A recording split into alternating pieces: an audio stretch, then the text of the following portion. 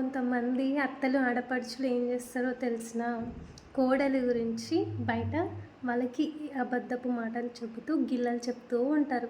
కానీ అది గిల్లలు చెప్తున్నారని కోడలికి కూడా తెలుసు, అమ్మాయికి కూడా. కానీ సైలెంట్‌గా ఉండి చూస్తూ ఉంటుంది.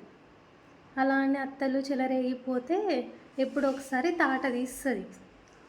అమ్మాయి కానీ, అబ్బాయి కానీ ఎవరైనా సరే మీ మీద నమ్మకం ఉన్నంత వరకే ఎవరైనా మీతో ఉండేది.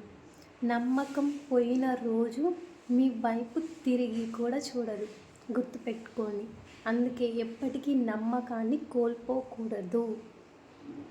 నువ్వు ఇప్పుడు ఎవరికైతే నీ కాడ డబ్బు ఉంది అని దాన ధర్మాలు చేస్తున్నావో, అంటే దాన ధర్మాలని కూడా అనొద్దు, వాళ్ళు అడిగారని ఇచ్చాను, వీళ్ళు అడిగాని ఇచ్చాను, పక్కింటోళ్ళకి ఇచ్చాను, ఎదురింటోళ్ళకి ఇచ్చాను, నా అనుకునేటోళ్ళకి ఇచ్చాను అని ఇచ్చావు, బాగానే ఉంది. వాళ్ళు రిటర్న్ ఇవ్వకపోయినా నీ పరిస్థితి ఏంటి? ఇంట్లో నీ భార్య బిడ్డలకి ఇవ్వటానికే నీకు అంత కష్టం అయిపోతున్నప్పుడు, మనీ లేవని పక్కన వాళ్ళకి ఇచ్చావంటే నువ్వు ఏం స్టేజ్లో ఉన్నావో నువ్వు తెలుసుకో.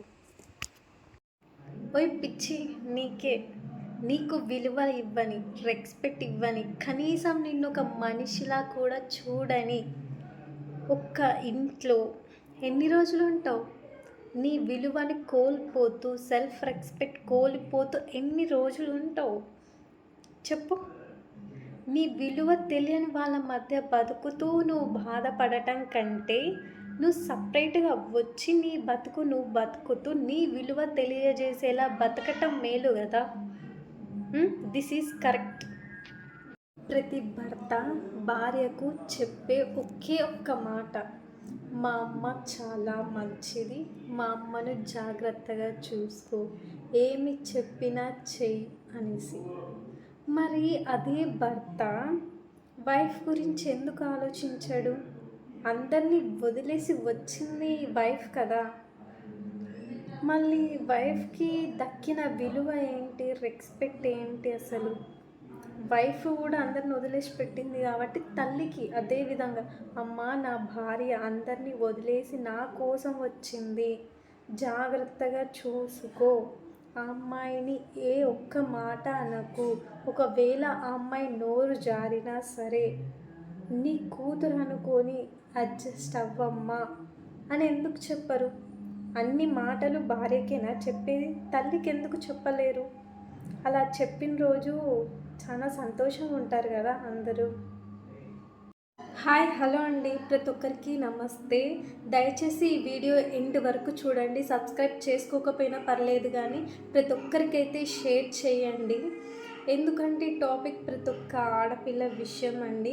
చాలామంది వరకట్న వేధింపులకు బాగా ఇబ్బందుల పాలయ్యి నరక యాతన అనుభవించి చనిపోయిన అమ్మాయిలు ఉన్నారు, చాలామంది ఉన్నారు. కానీ ప్రతి ఒక్క ఆడపిల్ల ఇలా చనిపోతున్నారు కదండి వరకట్న వేధింపులకు. ఎందుకు చనిపోవాలి? చనిపోకుండా ధైర్యంగా ఉండాలని నా కోరిక అండి. ఎందుకంటే ఒకవేళ పుట్టింటికి వస్తే నన్ను ఎలా ఫీల్ అవుతారు అని భయం ఉంటుంది ప్రతి ఒక్క ఆడపిల్లకి. కానీ నేను చెప్పేది ఏంటంటే తల్లిదండ్రులు పక్కా చూసుకుంటారు, వదిలేయరు, ఏ ఆడపిల్లని వదిలేయరు, చూసుకుంటారు. అలాగని అత్తింట్లో వరకట్న వేధింపులని మేము చనిపోవాలని నిర్ణయం అయితే తీసుకోవద్దు. ప్రతి ఒక్కరూ ధైర్యంగా బతకాలి. ఏ మగాడి వల్ల అయితే ఏ అత్తింటి నుంచి అయితే నరక యాతన అనుభవించారో వాళ్ళ కళ్ళ ముందే మనం ధైర్యంగా నిలబడాలి, చనిపోకూడదు. ఇదండి నా మెసేజ్. ఓయ్ పిచ్చి, నీకే చెప్తున్నా, నిన్ను అర్థం చేసుకొని వాళ్ళ మధ్య నువ్వు ఉండడం కంటే వాళ్ళ నుంచి దూరంగా ఉండి చూడు, అప్పుడు నీ విలువ తెలుస్తుంది. పెళ్ళయి అత్తింటికి వెళ్ళిన ఆడపిల్లకి నగలు నట్రాలు కావాలా, ఆస్తులు అంతస్తులు కావాలా, అసలు ఏం కావాలా? ఇది ఎవ్వరికి అంతగా తెలియదు, కానీ తెలిసినా సరే మాట్లాడరు. ప్రతి ఒక్క ఆడపిల్ల అత్తింటికి వెళ్ళినప్పుడు అక్కడ సపోర్ట్ కావాలా అని అనుకుంటుంది. కానీ అక్కడ ఈ మధ్య చాలా మందికి సపోర్ట్ అత్తింట్లో దొరకటం లేదు. ఆ సపోర్ట్ గినక ఉంటే చాలా కాపురాలు చాలా సంతోషంగా ఉంటాయి కదా.